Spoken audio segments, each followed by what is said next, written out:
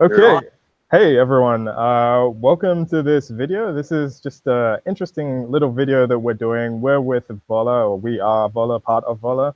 My name is Precious. I work as a writer and editor and just all-around content creator with Vollar. And today we're going to be conducting just a brief interview, like less of an interview, more of a chit chat with a very important person. This is the founder of Vollar. He's the one behind this great idea and everything. And to like get you on board, if you're completely new to Vollar, if you haven't yet been following the Medium or Facebook pages, Vollar is like this great new idea. It's really amazing. It's in one sense, I guess I could describe it as a digital currency, but in another sense, it's like a paradigm shift, a whole new way of thinking about creating value and labor exchanges. It's really amazing. I don't want to do it a disservice by putting it in my own words. So we're going to just jump right into it. So first of all, this is Kyle. Hi, Kyle. Hi. Great. So yeah, how about like we start? I would like to get into Vola, but how about we start with you first? So as I've mentioned, Kyle Ueckermann is the founder and CEO of Vola. But how about you tell us? Can you tell us a little bit about your story, your backstory, your history? So I used to be a visual effects artist like 10 years ago, Yeah.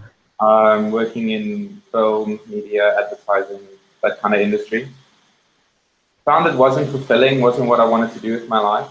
It was around that time that I actually became a Christian as well and decided to go into ministry work.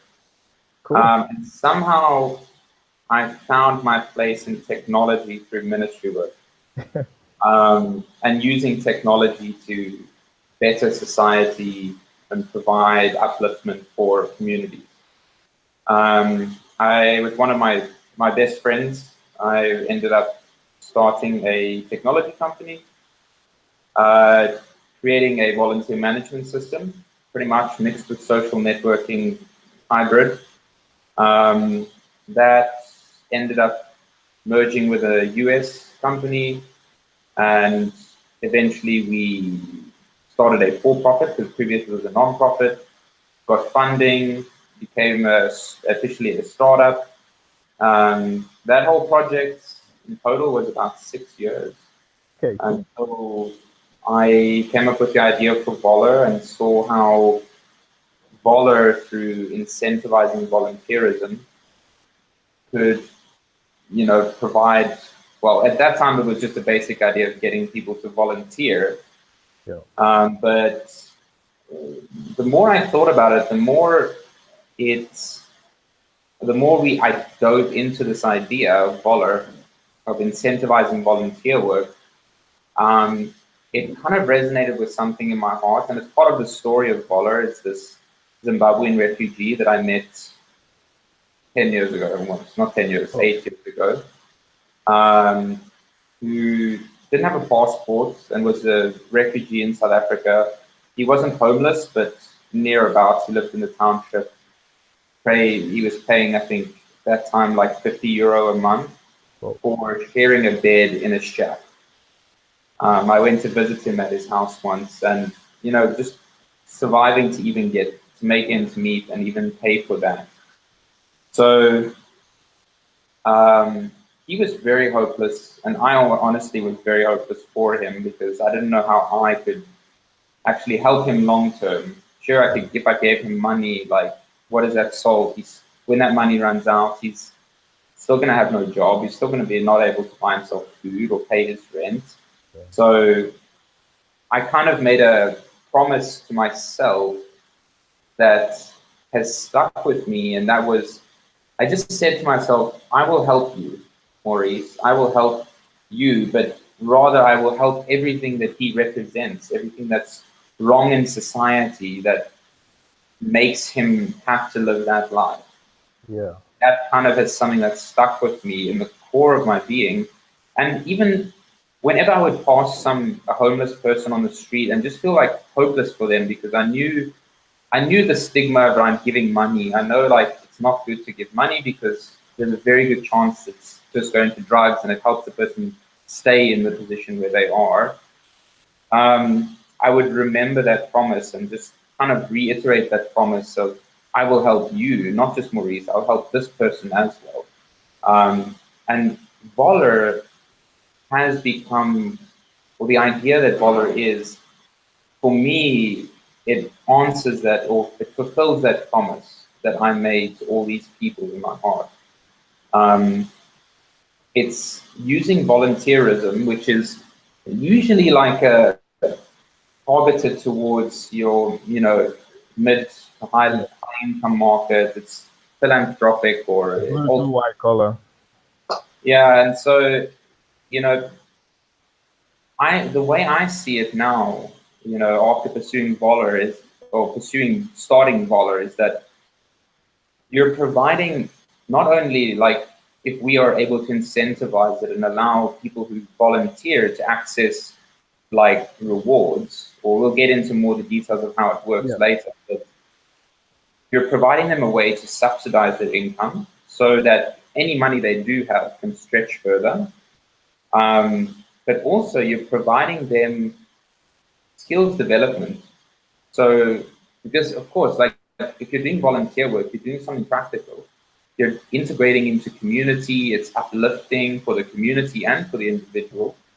And because we're digitizing it all, the person on the other end also gets a track record of all their work, which is like unheard of in, a low income market. Like, how do they get access to make a CV or track their work? So this seems like a great segue. Thanks for like explaining that. That seems like the motivation and the story behind Vollar is really inspiring. Also, for any of you watching, there's an amazing Medium blog post that we have on this that goes into further detail about this, explaining Kyle's story. But yeah, as you've started digging in a little bit deeper into what Vollar is, could you like give like a very, I guess, a broad overview, but a simple overview of like what, in as concrete a term as you can use, or as a phrase as you can use, what is Vollar to you, and what do you think it represents? So I think the best way to give the greatest scope is to use two examples. Okay. One, Vollar is a new kind of commodity, okay? So it's tradable. So think of a diamond. You have a diamond somewhere in the ground, someone has to go and they have to dig up the diamond, and now they have the diamond, and now they can trade that. So with Vollar, the approach we're taking is we're saying the problems in our community, the dirty park, the river that's polluted, it can expand on that, but those problems are commodities, and it's waiting for someone to mine them or to come and dig those problems, or, so when they go and they use Vollar, their time actually giving their time to that issue is tracked, and that time is represented as Vollar. So Vollar represents, let's say, the diamond. It's the diamond, or the representation of work done to solve a community problem. Okay. Now, so we're basically making a system where businesses can purchase someone's voluntary time, okay, and give them a product in exchange. So we're cutting off, you cannot use Vollar in a liquor store or something. We regulate the merchants because it's all digital. So we make sure that guys can only use it for food or for, well, basically for anything except drugs and alcohol. Okay. And the businesses, what they get out is they can get a tax deduction because we're a not-for-profit. So the business basically is donating products to a person for work done via Vollar. Great. So where this becomes a huge paradigm shift, let's take a huge telecommunications company, okay? Let's say that they have a huge social investment budget, okay? Now, traditionally, that money would just be separated out and given to different nonprofits to use for whatever. Probably, potentially, some of the money gets embezzled, or who knows what happens to it. It's very difficult to track the impact of those funds. Very difficult to actually see that it does actually produce fruit or impact on the ground. So what we're saying is let's take the telecommunications company. We say to them, trade some of your airtime or data for Vollars, okay? And now you can take the money that, well, the value that you gave back to the person directly, and you can take it from your social investment budget because it's tax deductible. So businesses are able now to use their social investment budget to get clients, retain existing clients, as well as directly benefit the community because they can see what project, what work was done in the community, what they helped, who the person was. It's a more direct impact. So it's like it provides a very concrete amount of quantifiability to CSI and CSR for large scale businesses or even medium scale businesses. But at the same time, it incentivizes positive behavior in, you could say, high risk communities where there are a lot of people that are on the verge of, like your friend that you discussed initially, basically on the borderline of poverty that are doing their best. So you're not incentivizing them to do something negative, and that simultaneously you are incentivizing companies to help them by providing them a measurable way of tracking their corporate social investment and corporate social responsibility. Yeah, and as well, like I think it's a big plus for them that they're using their corporate and social investment becomes a way for them to gain new clients or retain existing ones. Yeah. Yeah, and also I was gonna say, I really liked your analogy to begin with. You know, it's like the problem. This is where I see one of the biggest paradigm shifts is, you know, most of us don't see problems as a good thing, you know, but the potential that the problem represents, you know, the sort of, okay, this needs to be fixed. It's going to take human action to fix it.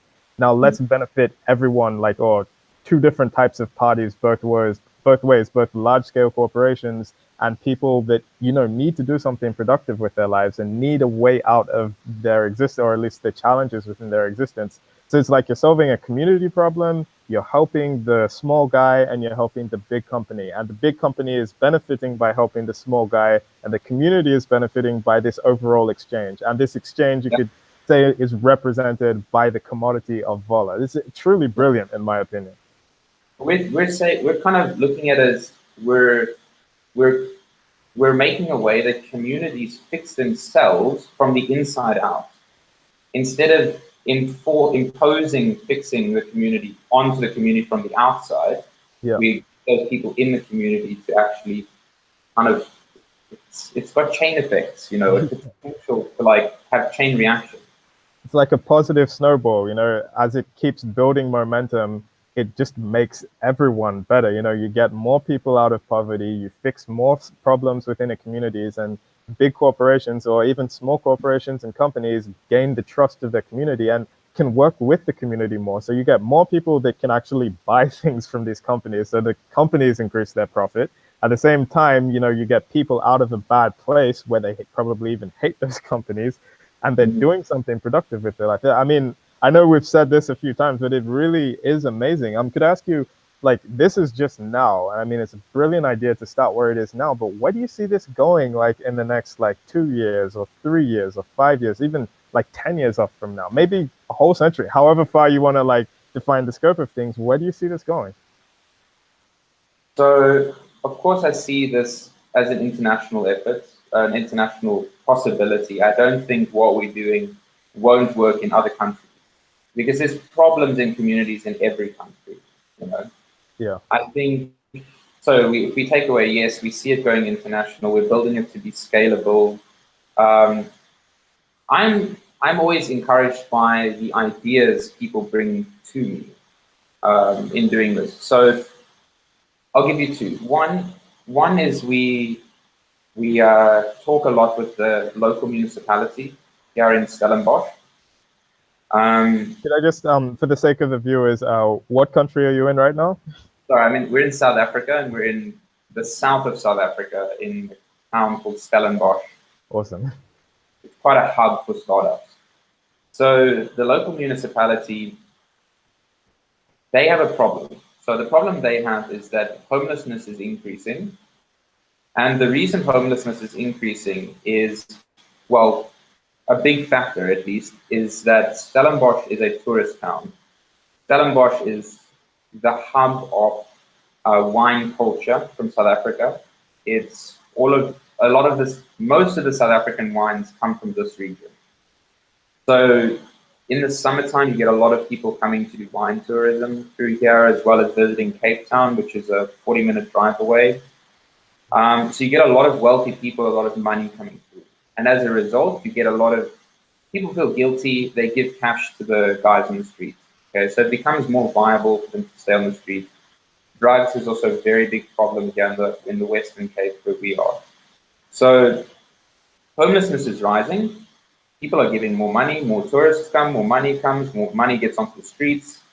As homelessness rises, they have to look at how do we expand our feeding programs, because now they have to start up more feeding programs to accommodate, the rising homeless population. They have to look at how do they do feeding programs on weekends, because there's no one operational over weekends. So when we pitched Vollar to them, they immediately saw it as an opportunity to stop homelessness, or to start preventing it from growing and decreasing it. Because if people know that there's a solution on the ground for those people, they'll be less likely to just give out money because they know there's opportunity for these guys. So that's one of the things I see is Vollar as a solution to homelessness. Potentially use, if they earn Vollar, they could buy a night's stay in the shelter, or it's endless, really. As well as one of the interesting ideas that the municipality brought to us is the potential for Vollar to be a subsidized income for retired or elderly people. So you have a lot of poor, grandmothers at home. Really don't have any money. They're often looking after their grandchildren. So they said, what if they could use Vollar to give some hourly incentive to these grandmothers to come maybe read books at schools or read books to children in the libraries, So something that they can actually do to give back to society that they can use to subsidize their income. Another interesting idea was within the realm of corporate volunteerism. One of the biggest banks in South Africa, we were talking with some of their executives, and they saw the potential of, even internally within a company, Vollar to be traded. So let's say a corporate goes and they work with a nonprofit to paint a school. Okay, their volunteers come. They could also potentially offer, let's say they say to the employees, we'll buy your Vollars back from you, or we'll buy them. Let's say you can use 8 Vollars to buy yourself a day off work, an extra day leave. So they encourage their staff to actually go and do corporate volunteerism, because it's good for the company, it's good for team building, it's good for the image of the company. So there's a lot of, it's only limited to what people, come up with ideas of how it can benefit and impact society. So those are at least some of the encouraging ways. For me, my personal motivation is ending urban poverty. I'm interested to see what solutions people come up with if Vollar can be used in a rural setting.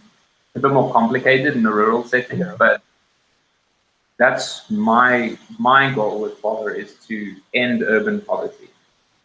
Great. Well, thanks. It's really fascinating, just the whole concept of it. And I mean, it's genuinely touching, like where it came from, like just your commitment to, in a sense, help one person, but one person that represented a whole bunch of people, and it's really easy. I mean, you're probably familiar with the term, and most of our viewers are familiar with the term slacktivism or hacktivism. It's become like sort of over the last, 10 years or so, really common for people to want to, like you say, shout out for a cause, but not really do anything for the cause, and then at the same time, there are people who are struggling. So just to me, it's like amazing, all the possibilities and all the directions that this could go to help people in all stratas of society. So that's really beautiful, and it's been great to listen to this. I'm sure our viewers are going to be happy to have heard about this, and some people may be interested to get involved. So could you tell us, like, if someone wants to like pitch in an idea or maybe volunteer their time with you, where can they reach you and Vollar, the company? So they can either contact us through our website, there's a contact form there, or you can email us at hello@vollar.org. Those are probably the easiest ways. Otherwise, Facebook Messenger or LinkedIn, or we're on all of those. So Oh, great. Well, we'll definitely. As well, we're always at volunteer dollar. Yeah. Well, yeah, we'll definitely put in links in the description for all of the different social media accounts that we have as a company. And like, if someone, like maybe an investor, wants to contact you specifically, would you prefer them to contact you via LinkedIn, or is there another means that you'd be like happy and open to discussing with them? Pretty much anyways. They can also, I think contacting us via the email or via the website is probably the best surefire way to get in touch. For investors, I will say straight out, we are a not-for-profit public benefit organization. So if you're a philanthropist and you see this, like this is something you want to invest in, but there's not like equity, shares, and stakeholdership and that kind of stuff. So yes, if you are a company and you want to invest into this, we are tax deductible, so we can get tax deductible donations. So that's good to know for business. Yeah. But yes, we are looking for partners, and we're always looking for funders to help bring this vision to life. So. Great. Great. Yeah. And I believe that this is just going to keep going in a great direction. And it's just going to explode upwards. I know I know you've been grinding for a long time. The start is always hard, but as this catches on, just the immense potential it has to solve problems in society in a really organic way. It's not like forcing change, it's incentivizing change and benefiting all participants. Like, this could go like a number of directions, and I believe it's just going to work out for the best. I'm really grateful for your time. By the way, if you're watching this and you're wondering what the website is, it's, I believe, vollar.org, right? www.vollar.org, right? Yeah, I'm probably going to try and annotate that. So somewhere here or up here or down here, wherever you'll see a link to get to Vollar. And also in the description is going to be links for all of the different social media accounts. Particularly, like, go and check out the Facebook page and the Medium page, because we upload content there regularly. And especially on the Facebook page, you can follow Kyle and the team on the journey as they, share this with the world and develop this idea. If you are a philanthropist or someone with just a big heart and you want to make a lasting change in the world that isn't forced, it's just genuine and beautiful, please contact Kyle. You won't regret it. For everyone else, if you're just interested in sharing your ideas, pitching in your thoughts, write a comment in the comment section. Tell us what you think about this, or like it. Let us know that you like this idea. Subscribe to the channel. And we look forward to sharing more information with you as this journey progresses. So thank you very much for watching this video. This was Kyle Ueckermann, CEO and founder of Vollar. My name is Precious, by the way. Should probably say that at the start. I'll put something in the description. You're on the website, on the team, so you can find Precious on our website. Awesome. So yeah, we look forward to hearing you, and it'll just be amazing to see where this goes in the future. So again, Kyle, thank you so much for your time. All right. For everyone else, stay awesome, and we look forward to hearing from you soon. All the best. Cheers. Cheers. Bye.